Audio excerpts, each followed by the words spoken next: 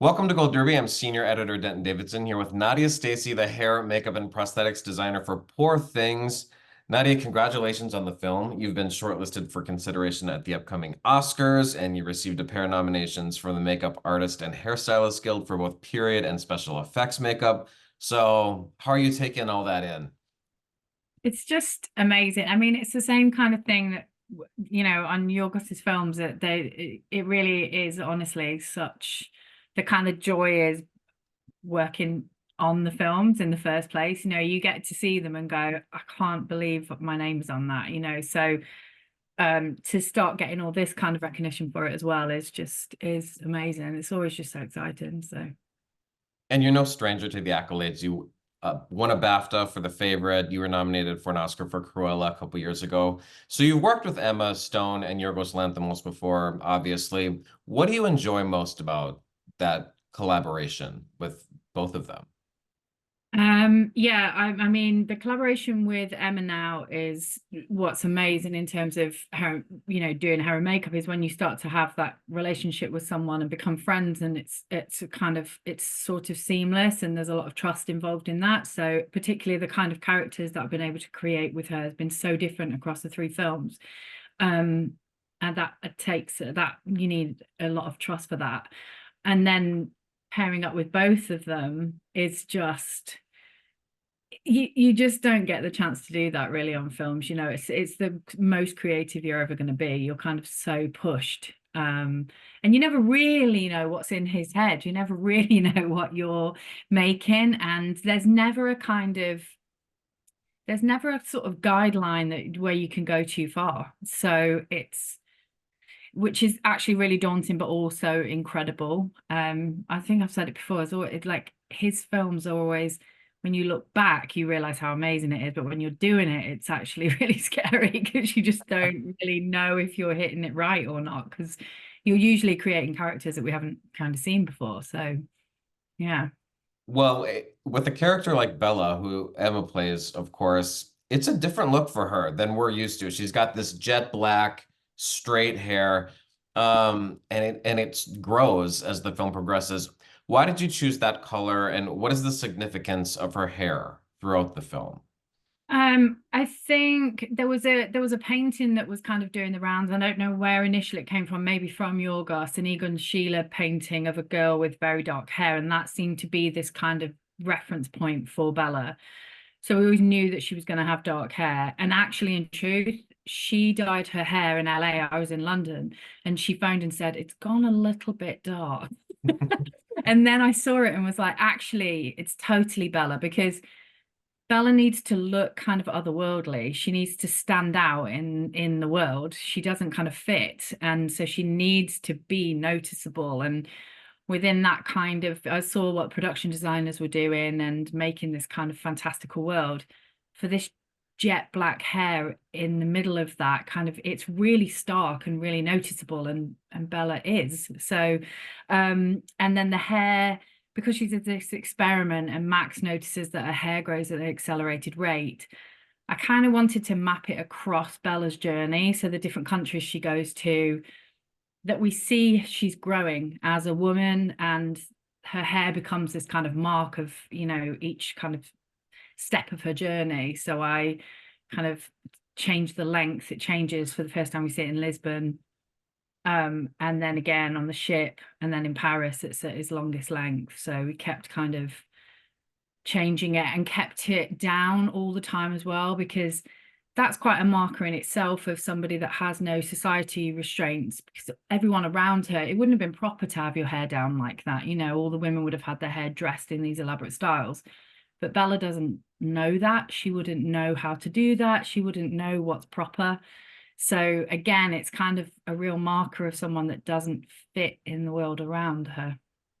And we see her with her hair up in that first scene where she's before she becomes Bella, when she's this mystery woman that we see falling from the bridge. So, um, uh, what were some of the makeup choices that you had to make,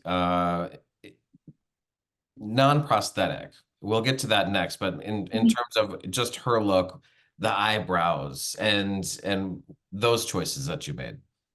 Well, as ever, I mean, Yorgos doesn't like makeup. So he, when I learned that from The Favourite, he used to literally wipe his finger on their face to see if they had makeup on and we cheated it on or not. And he likes to see skin. And it's correct as well for Bella. She's a baby when we first meet her. If you noticed as a viewer that she's got makeup on, it'd be really jarring and it's really wrong. So she has no makeup at all from the beginning, and I needed to dye her eyebrows to match her hair. So that alone just gives this really, and with Emma's complexion, pale complexion, it just really gives this kind of, again, really noticeable canvas, if you like, of Bella. It's kind of, and in as the film starts in black and white as well, it kind of is really striking right from the beginning. And then the first time I actually played with makeup on her is when she meets Swiney in the brothel in Paris, because we see the girls there have all got this makeup on, and Swiney's got this very kind of strong makeup look. And I guess it's the first introduction that Bella would have to that. And I had this kind of idea that they would be passing makeup around in the brothel and had kind of one lipstick. And the colors that I used were very much part of the world that James and Shona, our production designers, had used from medical references, which were like colors that would associate with kind of body parts and like, pinks and purples and, vein color and that kind of thing. So we use those as the primary colors in the brothel. And that's the first kind of time that, we really get to see Bella play with makeup. And whether it's deserved or not, the prosthetics, shocking sort of makeup always gets more attention. And of course, that's Willem Dafoe's Godwin Baxter. Talk about how you wanted to tell his story, because he's got a powerful story about his dad, who was this experimental doctor as well. So talk about telling Godwin's story through his makeup. It was a really difficult concept actually, and was really hard to get to where we got to. A painting that was used from as a reference as a Francis Bacon painting, and it's a distorted face, and I guess that kind of gave this kind of original idea of what we wanted to do with his face. And because you need him to be shocking, there's all these references of him when he's walking down the road and the street, and a woman kind of shouts at him. They call him a monster at some point when he's in the medical school. And so it needed to be shocking. But I always think with prosthetics, and if you're creating something that's like slightly verging on sort of monster, you will just always concentrate on that. And I think we needed to see Baxter, and you need to see Willem through it as well. If you've got someone like Willem Dafoe with this incredible face, you don't kind of want to completely cover that. And I wanted to tell the story of his father experimenting on him in ways that, so even if it's up for your interpretation, every scar might mean that the ear's been taken off, or the head's been opened up, or maybe removed part of his jaw to look at how that worked. Or so it was kind of to tell the story that his father experimented on him. And the scars are all kind of pretty perfect because they're master surgeons. So it needs to be kind of, he ended up kind of being a sort of patchwork quilt of a face that's been put back together. So, but I always wanted to make sure that we saw Baxter, that we love him as well as a character, and he's not just a monster. You see a man there as well. And there is never a moment where you can't see Willem Dafoe. I mean, there's no mistaking him. So he's not unrecognizable. Yeah. Was that makeup the biggest challenge of the film? And what's he like in the makeup chair? William's amazing. I mean, Josh and Robin applied his makeup every day, and he was just quite zen. I think he used to just go to sleep actually after. I mean, there's always that thing though with prosthetics of that size. In the beginning, it's all kind of really exciting. So the first time you do it, like, you come to set and everyone's like, wow. And the actor's like, this is amazing. And then it sinks in that they actually have to sit there day after day having that put on for hours. But he's a pretty chilled guy, and he's fun. And so yeah, he took it very well. He was good. that character of Swiney at the brothel, she's covered in tattoos, which is interesting for that era. I mean, this is a fantasy, so we don't. It feels like the Victorian era, but we don't really know exactly what time period is, I don't think. So what did you want to give Swiney with those tattoos, and what were tattoos like in that era?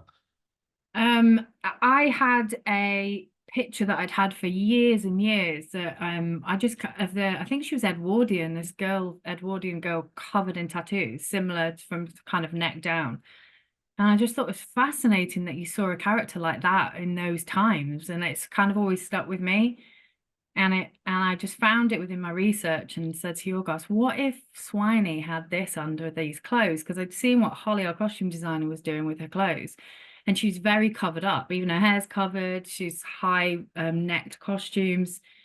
And we knew that there was going to be the scene where she brings in hot chocolate to Bella in the bedroom. And Holly talked about putting her in a corset. And I just thought, wouldn't it be fantastic if under all that, this character is Swiney, just this whole kind of life is mapped out all over her, you know, in these tattoos. Um, and every tattoo is designed specifically for Swiney.